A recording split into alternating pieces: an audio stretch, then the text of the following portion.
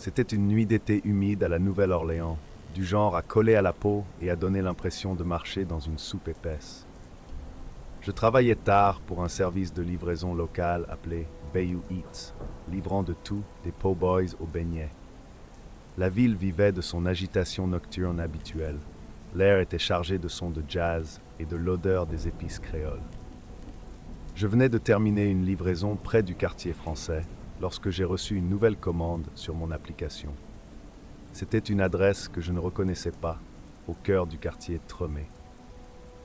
La commande était simple, un grand jambalaya provenant d'un restaurant local bien connu. Rien d'extraordinaire, du moins c'est ce que je pensais. J'étais fatigué, j'avais mal aux pieds après des heures passées à parcourir les rues pavées, mais je ne pouvais pas refuser l'argent. J'ai accepté la commande et me suis dirigé vers le restaurant. À mon arrivée, le chef m'a tendu le récipient fumant, ses yeux me lançant un regard étrange. Je l'ai ignoré, l'attribuant à l'heure tardive et à mon propre épuisement. L'adresse m'a conduit dans une rue étroite et faiblement éclairée. Les bâtiments ici étaient vieux, leurs façades usées par le temps et la négligence. J'ai revérifié l'adresse sur mon téléphone. 524 Rampart Street. L'endroit avait l'air abandonné, les fenêtres étaient fermées et la peinture des murs s'écaillait.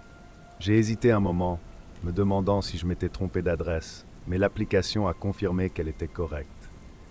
J'ai garé mon vélo et me suis approché de la porte en frappant légèrement. Le bois était humide et froid sous mes jointures. Un instant plus tard, la porte s'ouvrit en grinçant, révélant une femme grande et maigre. Ses yeux étaient sombres, presque creux, et elle portait une longue robe en lambeaux qui semblait déplacée à cette époque. « Avez-vous ma commande » demanda-t-elle d'une voix douce mais troublante. « Oui, madame. Un jambalaya » répondis-je en essayant de garder ma voix ferme. Elle tendit une jolie main et prit le récipient, ses doigts effleurant les miens. Un frisson me parcourut le dos. Elle m'a tendu un billet de $20 et sans autre mot a fermé la porte. Je me suis retourné pour partir, mais quelque chose m'a fait m'arrêter. J'ai ressenti une envie inexplicable de regarder en arrière. Ce faisant, j'ai vu une ombre se déplacer derrière l'une des fenêtres condamnées. C'était rapide, mais j'étais sûr de l'avoir vue. Mon cœur s'est accéléré et je suis rapidement monté sur mon vélo, pédalant aussi vite que possible. Je suis retourné au bureau de Bayou Eats pour pointer. Mon patron, un homme bourru nommé Hank, était assis au bureau, les yeux rivés sur la télévision. Je lui ai remis l'argent et lui ai raconté cette étrange rencontre. « 524 rue des Remparts » répéta-t-il, les sourcils froncés. « Cet endroit est abandonné depuis des années. Êtes-vous sûr d'avoir la bonne adresse ?» Je lui ai montré l'application et l'adresse qu'elle m'avait donnée. Hank secoua la tête, une expression d'inquiétude traversant son visage. « Écoute, prends le reste de la nuit. Tu as travaillé trop dur, » dit-il d'un ton inhabituellement gentil. Je n'ai pas discuté. J'ai quitté le bureau et je suis rentré chez moi, mais la rencontre est restée en moi. Je ne pouvais pas m'empêcher de penser que quelque chose n'allait vraiment pas. Le lendemain matin, je me suis réveillé avec un déluge de messages sur mon téléphone. Mes amis et ma famille me demandaient tous si j'allais bien, si j'avais entendu la nouvelle. Confus, j'ai allumé la télévision et j'ai vu un reportage de dernière minute. Le corps d'une jeune femme avait été retrouvé dans une maison de la rue Rempart. Le numéro de la maison 524. Mon sang s'est glacé lorsque j'ai vu la police enquêter à l'endroit même où j'avais livré quelques heures auparavant. Le journaliste a mentionné que la maison était abandonnée depuis des décennies, mais que quelqu'un y vivait depuis peu. Le corps était là depuis au moins une semaine, victime d'un meurtre horrible. Je ne pouvais pas croire ce que j'entendais. Comment aurais-je pu livrer de la nourriture à une femme morte? Mon esprit s'emballait, essayant de donner un sens à l'impossible. J'ai décidé de rentrer à la maison, poussé par le besoin de comprendre ce qui s'était passé. Quand je suis arrivé, l'endroit était bouclé avec du ruban adhésif de la police. Je me suis approché de l'un des agents et lui ai expliqué que j'étais là la nuit précédente pour une livraison. Il m'a regardé avec un mélange de scepticisme et de curiosité. « Nous avons trouvé votre reçu à l'intérieur » a-t-il déclaré. Mais il n'y a aucune trace de nourriture et personne d'autre n'a été porté disparu. J'ai senti un frisson parcourir ma colonne vertébrale. Je l'avais vue, je lui avais parlé. Comment avait-elle pu être morte? Le policier a pris ma déclaration et m'a conseillé de rentrer chez moi et de me reposer. Cette nuit-là, alors que j'étais au lit, je n'ai pas pu dormir. Je n'arrêtais pas de rejouer la rencontre dans mon esprit. Les yeux creux de la femme, le contact froid de sa main, l'ombre derrière la fenêtre. Tout cela semblait si réel et pourtant si impossible. Les jours se sont transformés en semaines et l'incident a disparu de l'actualité. Mais pour moi, cela n'a jamais disparu. Chaque fois que je passais devant le 524 Rampart Street, je ressentais un frisson de peur et de curiosité. Qu'avais-je vraiment vu cette nuit-là? À qui ou quoi avais-je livré? Je n'ai plus jamais pris de livraison dans cette partie de la ville. Le souvenir me hantait, rappel constant du mince voile entre les vivants et les morts. Et chaque fois que je repense à cette nuit d'été humide, je ne peux m'empêcher de me demander s'il vaut mieux laisser certaines portes fermées.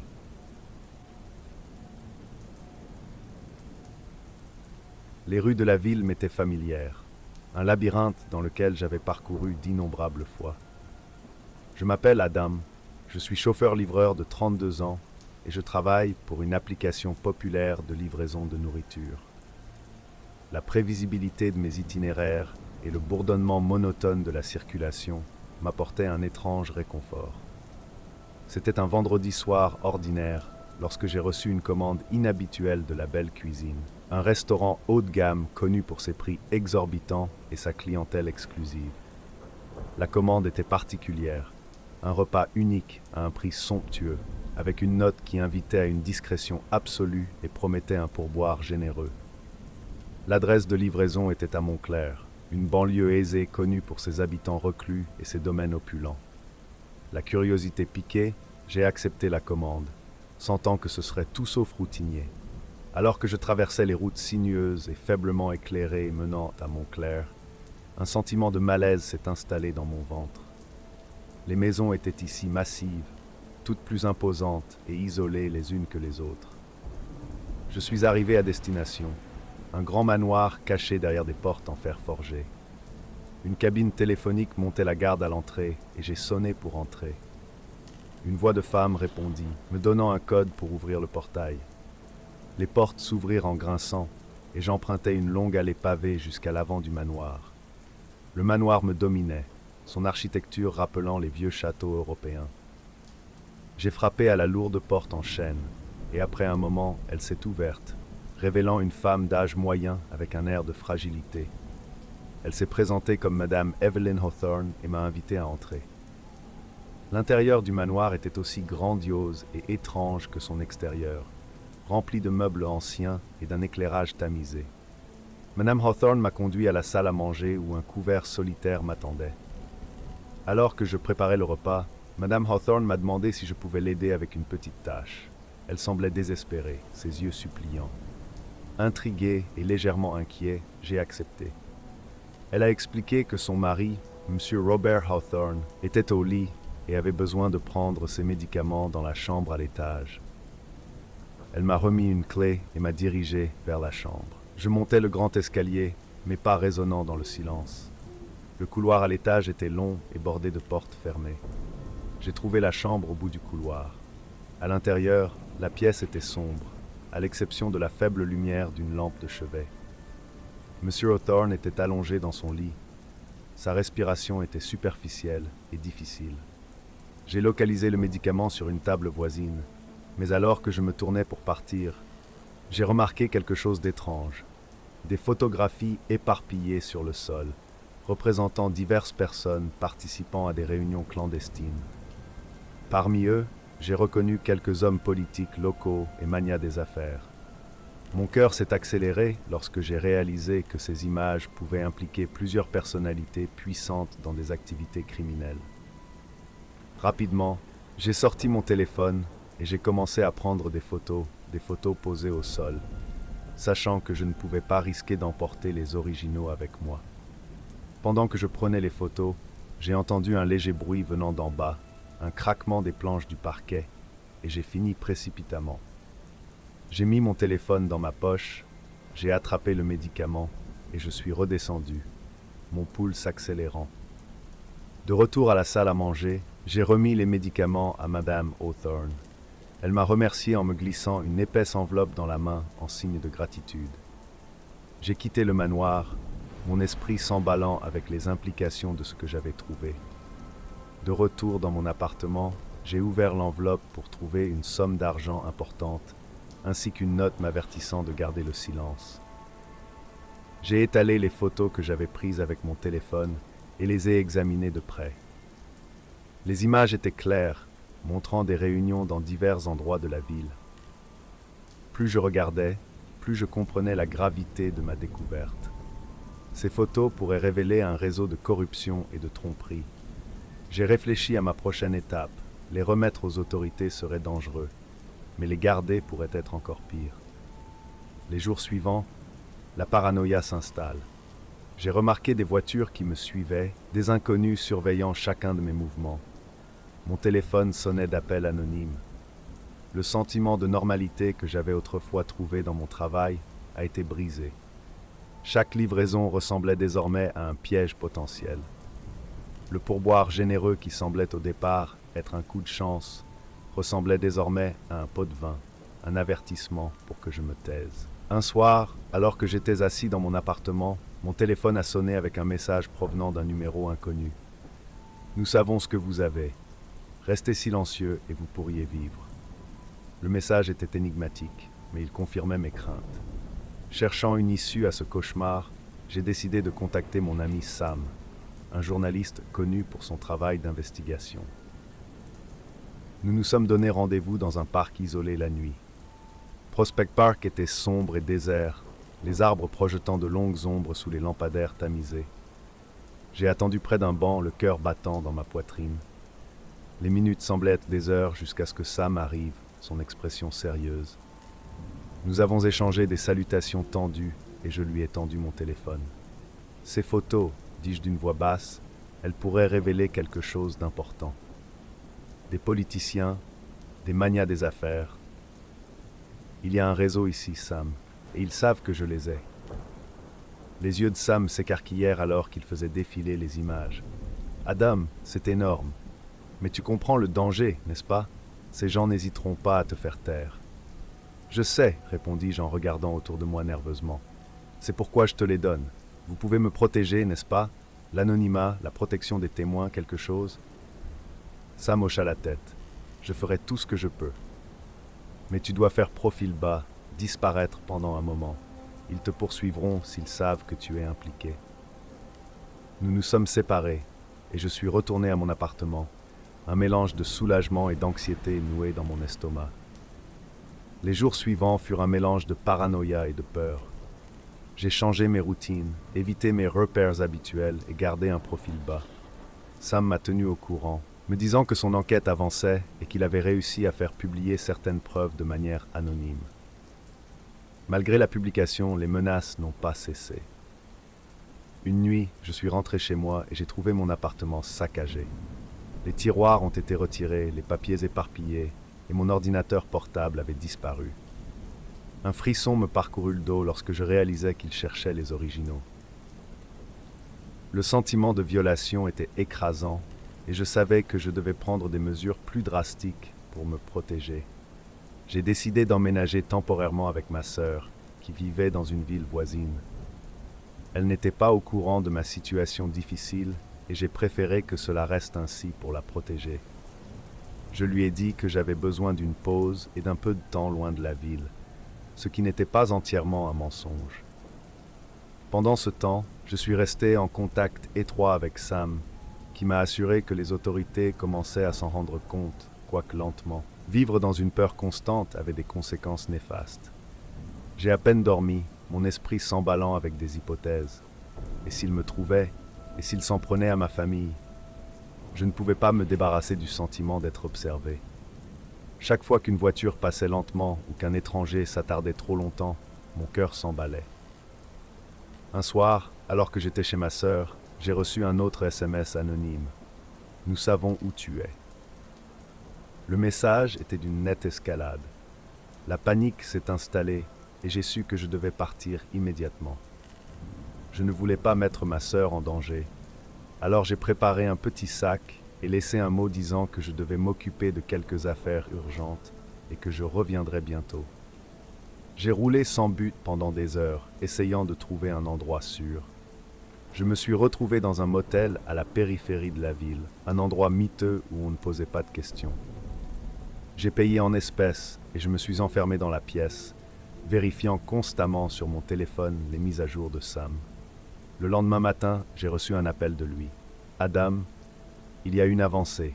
L'une des personnes sur les photos a été arrêtée et il parle. Les autorités prévoient une série de raids, mais tu dois rester caché encore un peu, c'est pas encore sûr. » Les jours se sont transformés en semaines. Le stress était immense, mais je savais que je devais rester fort. Les mises à jour de Sam étaient la seule chose qui me gardait sain d'esprit. Chaque arrestation et chaque raid rapporté par les informations était comme une petite victoire, un pas de plus vers la liberté.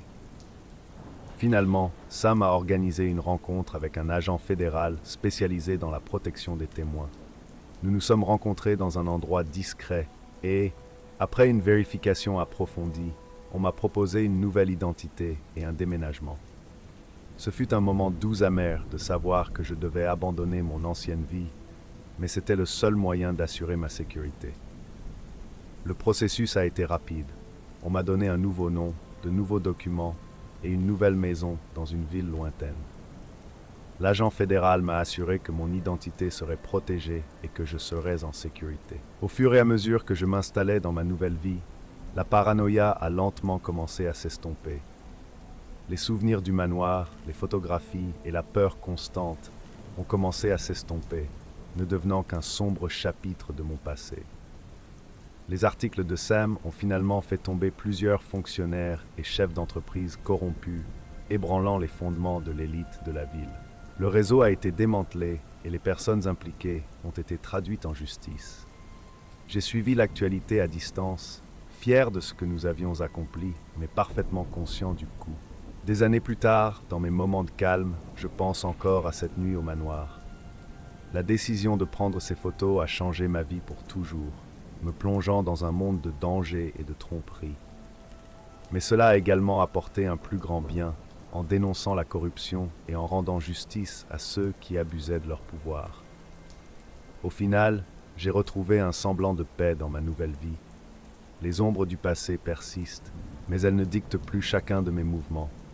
Je vis avec prudence mes libertés, changées à jamais par les événements qui se sont déroulés.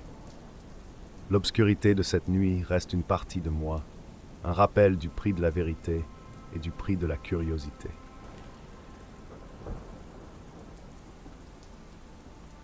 La journée avait été banale. En tant que manager de niveau intermédiaire dans une entreprise de marketing, ma vie était un mélange ennuyeux de réunions Zoom et d'emails interminables. Je travaillais depuis mon appartement du centre-ville de Chicago, une ville connue pour sa culture dynamique, mais qui, pour moi, me paraissait de plus en plus étouffante. Ce soir-là, alors que les néons de la ville pénétraient dans l'appartement, j'ai décidé de commander des plats à emporter. J'ai ouvert mon application de livraison de nourriture préférée et après un bref défilement, j'ai choisi un restaurant chinois local. J'ai passé ma commande en notant le délai de livraison estimé, 45 minutes. Je m'appelle Andrew et même si ma vie était tombée dans une routine monotone, cette soirée s'avérait tout sauf ordinaire. Le son résonnait dans mon appartement, coupant le bruit ambiant de la ville en contrebas. J'ai jeté un coup d'œil à l'horloge. 30 minutes s'étaient écoulées depuis que j'avais passé la commande. Impressionné par la rapidité, je me dirigeais vers la porte. En l'ouvrant, j'ai été accueilli par un homme qui semblait légèrement plus âgé que moi, peut-être au début de la trentaine. Il portait l'uniforme de livraison standard. Une veste rouge avec le logo du restaurant et une casquette noire baissée sur son visage. Mais ce sont ses yeux qui m'ont le plus frappé. Ils étaient d'un bleu perçant, presque contre nature, et il semblait me scruter attentivement. « Ordre pour Andrew ?» demanda-t-il d'une voix calme et ferme.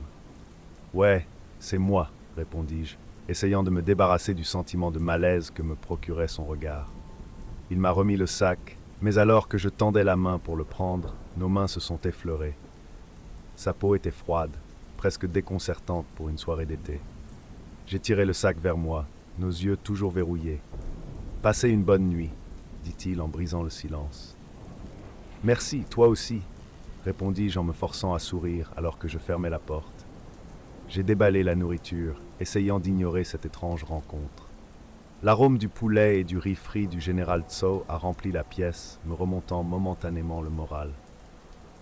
J'installe mon repas sur la table basse, sortant des baguettes et une canette de bière du réfrigérateur.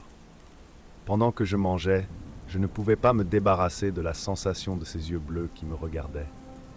C'était ridicule, je le savais, mais la sensation persistait, un malaise inexplicable qui me rongeait l'esprit. Vers la moitié de mon repas, mon téléphone a sonné. J'ai jeté un coup d'œil à l'écran pour voir une notification de l'application de livraison. « Comment s'est déroulée votre expérience de livraison » a-t-il demandé. J'ai hésité un instant avant de rédiger un rapide avis. Livraison rapide, mais le livreur était un peu bizarre. Le lendemain était un flou d'échéances et de réunions. Le soir venu, la rencontre avec le livreur était devenue un lointain souvenir. Autrement dit, jusqu'à ce que je reçoive un SMS d'un numéro inconnu. J'espère que vous avez apprécié votre repas, Andrew. J'ai regardé le message, le cœur battant. Comment cette personne a-t-elle obtenu mon numéro? Était-ce le livreur? Rationalisant le fait que cela pourrait être une coïncidence, j'ai répondu « Qui est-ce » Pas de réponse. Cette nuit-là, le sommeil m'a échappé. Chaque craquement et gémissement de l'appartement semblait amplifié, mon esprit évoquant des images de ses yeux bleus et froids. Je me suis finalement endormi tôt le matin pour être réveillé par un autre texte. À bientôt. Le lendemain soir, mes nerfs étaient à vif. J'ai décidé de commander dans un autre restaurant, en espérant qu'un changement résoudrait mon anxiété. Cette fois, j'ai choisi un restaurant italien, pensant que des pâtes copieuses pourraient m'aider à calmer mes nerfs. Le son était cette fois plus fort, plus insistant. Je m'approchai prudemment de la porte, regardant par le Judas. C'était encore lui, le même livreur aux yeux bleus perçants. J'ai ouvert la porte, essayant de garder mon sang-froid. « Avez-vous changé de travail ?» ai-je demandé en essayant d'adopter un ton léger. « Non, j'aide juste un ami, » répondit-il, ses yeux ne quittant jamais les miens. J'ai accepté la nourriture, nos mains se frôlant à nouveau. La même sensation de froid m'a fait frissonner le dos. « Passez une bonne nuit, » dit-il, comme avant. J'ai fermé la porte, mon cœur s'emballant. Quelque chose n'allait vraiment pas.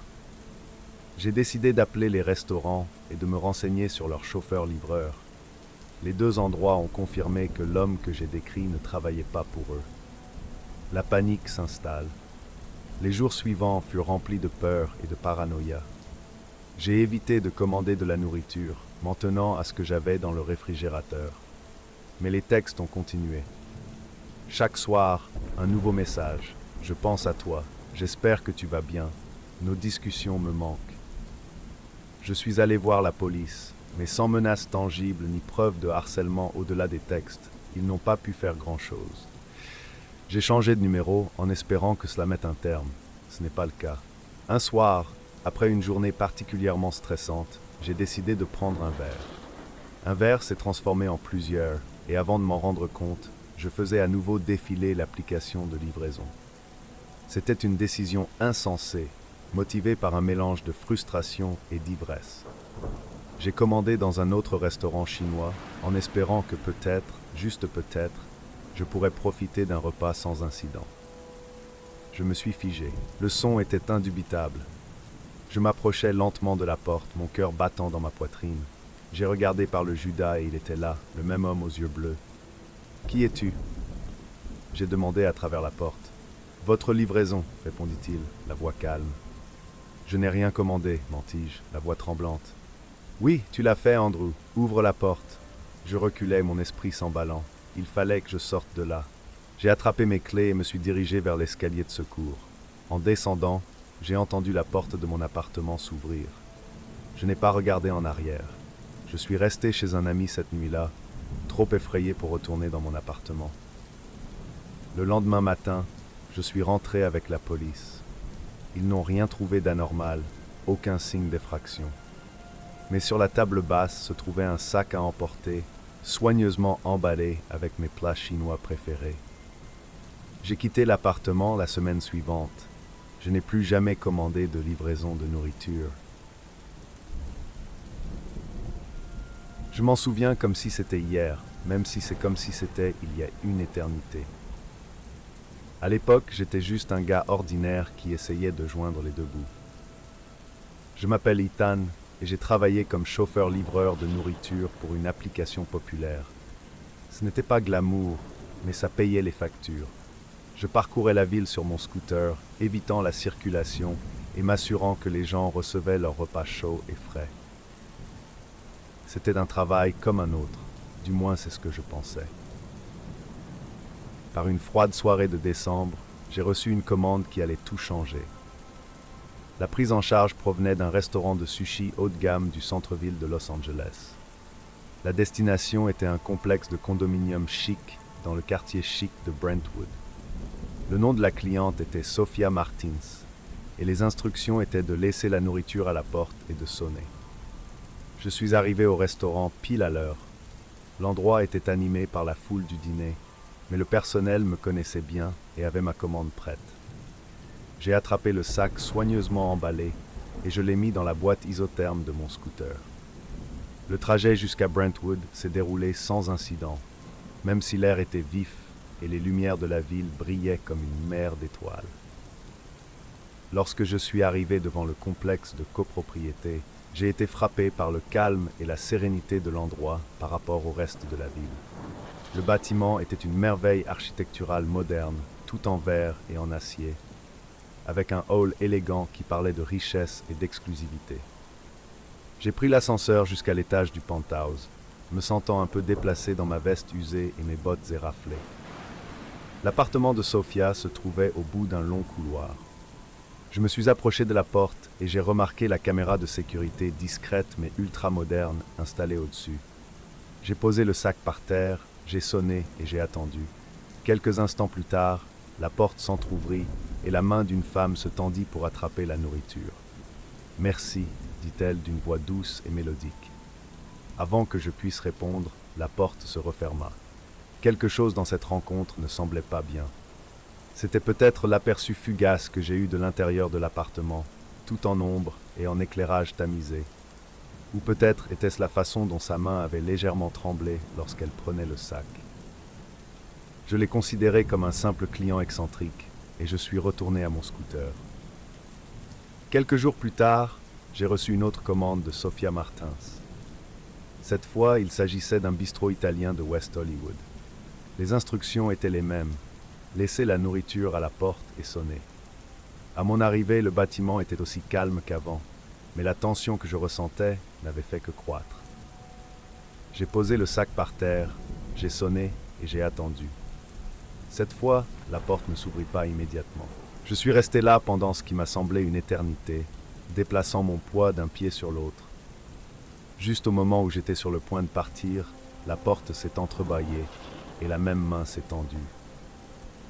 « Merci », murmura-t-elle, presque trop doucement pour l'entendre.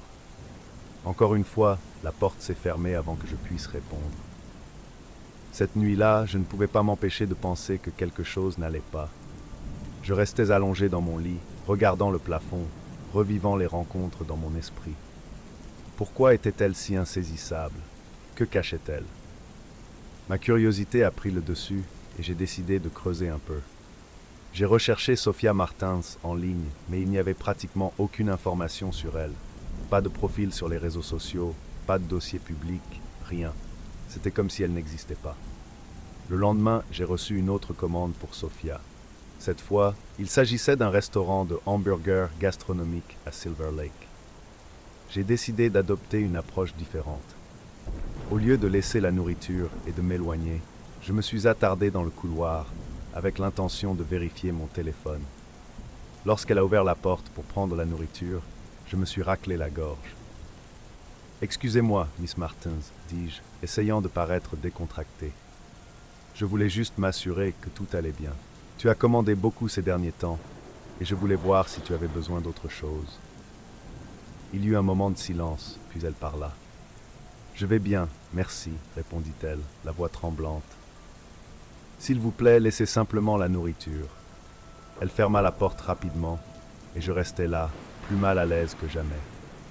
Au cours des semaines suivantes, j'ai continué à livrer à Sofia. À chaque fois, j'essayais d'engager la conversation avec elle, mais elle restait distante et insaisissable.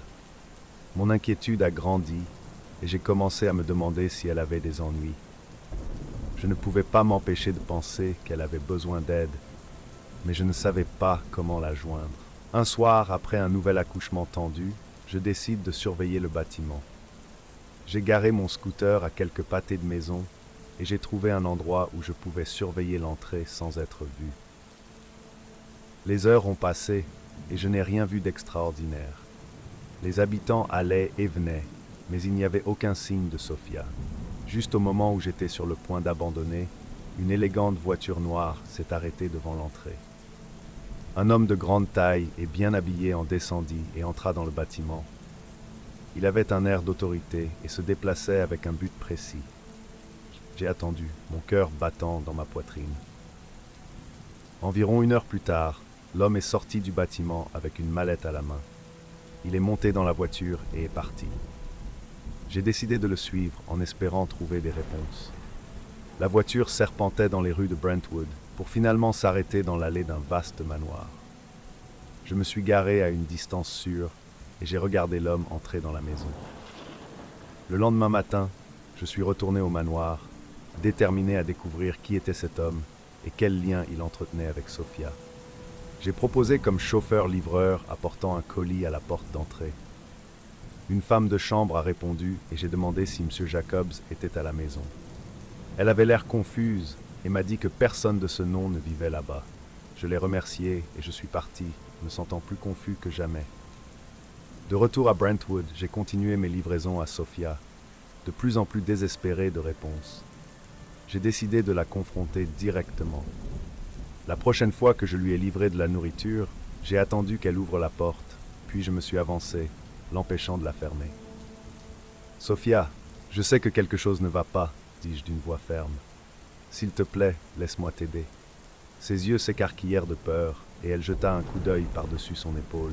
« Tu dois partir, » murmura-t-elle avec urgence. « Il regarde. » Elle a essayé de fermer la porte, mais je l'ai maintenue ouverte. « Qui regarde ?» ai-je demandé. Avant qu'elle puisse répondre, une ombre s'abattit sur nous. Le grand homme du manoir se tenait dans le couloir, les yeux froids et calculateurs. « Y a-t-il un problème ici ?» demanda-t-il d'une voix dangereusement calme. Le visage de Sofia pâlit et elle secoua la tête. « Non, pas de problème, » balbutia-t-elle. « Il venait juste de partir. » Illy lâcha la porte à contre-cœur et recula. L'homme m'a regardé avec une intensité qui m'a fait froid dans le dos. « Je vous suggère de partir, » dit-il d'un ton menaçant. « Maintenant. » J'ai hoché la tête et reculé, mon cœur battant la chamade. En quittant le bâtiment, je ne pouvais pas me débarrasser du sentiment que je venais de vivre quelque chose de terrible. Je ne pouvais pas m'empêcher de penser à Sofia et à la peur dans ses yeux. Je savais que je devais faire quelque chose, mais je ne savais pas quoi. Le lendemain, je suis retourné au manoir, déterminé à en savoir plus sur l'homme qui semblait avoir une telle emprise sur Sofia. J'ai attendu dehors, espérant l'apercevoir. Les heures passèrent et finalement, il émergea et monta dans sa voiture. Je l'ai suivi à nouveau, cette fois jusqu'à un immeuble de bureaux du centre-ville. J'ai attendu qu'il soit à l'intérieur, puis je me suis approché de la réceptionniste. « Excusez-moi, » dis-je en affichant un sourire amical. « Je suis ici pour voir M. Jacobs. » La réceptionniste haussa un sourcil.